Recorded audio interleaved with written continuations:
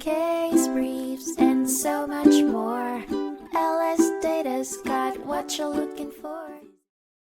In 2008, the Supreme Court of the United States heard a case called Baze v. Rees, which centered on the idea that executing someone through a method that poses an unnecessary risk of pain is considered cruel and unusual punishment, and therefore prohibited by the Constitution's Eighth Amendment.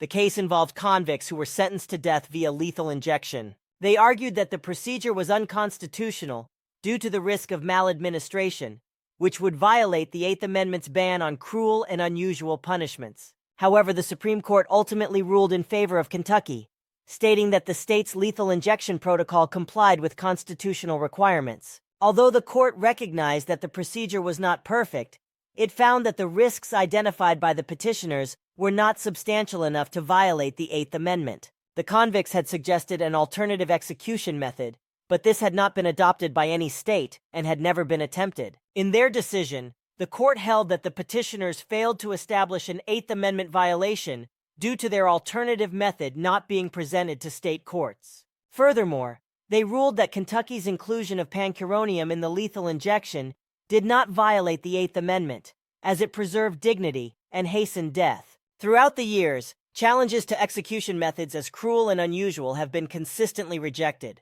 In Baze v. Rees, the Supreme Court affirmed the lower court's decision, ruling that Kentucky's lethal injection protocol conformed to the requirements of the Eighth Amendment. Case briefs, and so much more.